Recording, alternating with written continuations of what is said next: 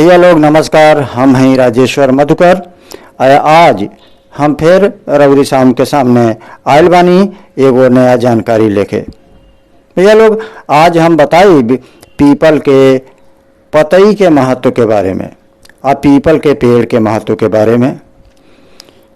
रउरी पान जानत हो कब जा कि पीपल हमरी पान के जिंदगी में समाइल रचल बसल एगो ऐसन पेड़ है जौन हमरे गांव जवार में, हमरे घर के आसपास में, हमरे खेत खरिहान में हर जगह ही मिलेला। आज वही पीपरे के बारे में हम रउरी पान के बताए, लेकिन ओकरी पहले रउरी पान से एगो निवेदन कि अगर आज ले हमारी चैनल सब्सक्राइब नहीं कैले, सब्सक्राइब करी और बेल आइकन दबाई, जौने से हमार बनावल ई वीडियो रउरी लग आसानी से पहुंच सके। तो चली शुरू करत बानी आज के ई सफर। हिंदू मान्यता के अनुसार पीपरे के पेड़ के बहुत महत्व आ बहुत चमत्कारी होला। ई ना सिर्फ धार्मिक पहलू से बल्कि औषधि के तौर पर भी पीपर के पत्ता के बहुत महत्व होला। आई जानत बानी कि पीपरे के पतई से का लाभ मिलेला। हमरा रोरेपन अपने बचपन से लेके अब ले पीपरे के पेड़ के बारे में बहुत कुछ सुनल होखब।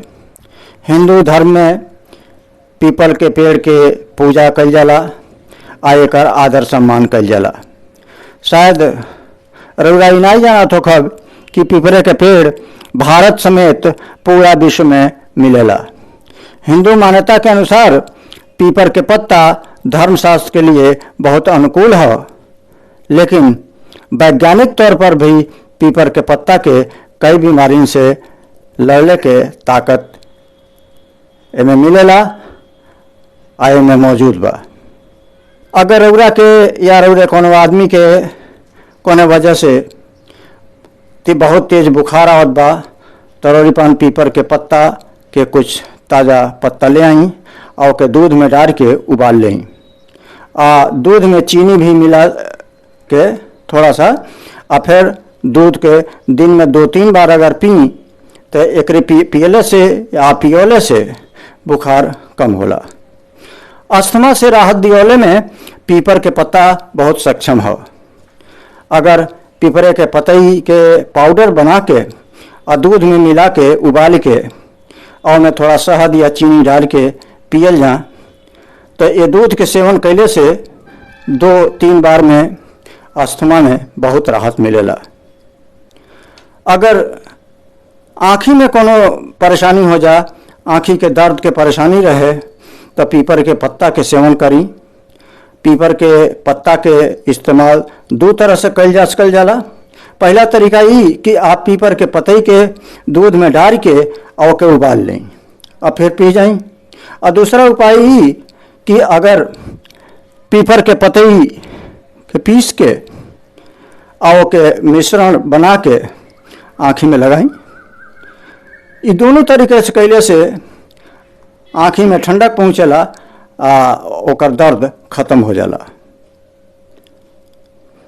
अगर दांत में कीड़ा लग गई होख तरुआ पीपरे के एक कच्ची जड़ ले आई और उसे अपने दांते में रगड़ी। ऐसा कैले से दांत में लगल कीड़ा हट जाइ हैं। बहुत से लोग अपन मुंह खोलने में हिचकिचालें, कहाँ से कि उनके मुंह से बदबू आवेला। अगर रउरे या केहू के ऐसा होखे तो चिंता कैले की जरूरत नहीं है। बस पीपरे के पत्ता के थोड़े से चबा लें। पीपर के पत्ता चबैले से मुंह में आयल बदबू हमेशा खातिर ख़त्म हो जाई। हमारी पान खातिर ऑक्सीजन देला, शुद्ध वातावरण बनावेला, घना घना छाँव देला। ये वजह से पीपरे के पेड़ ज़्यादा से ज़्यादा लगावल हम सब खातिर बहुत ज़रूरी बा। पीपर के पेड़ लगाई आ अपने परिवेश के स्वच्छ करी, निरोग रही।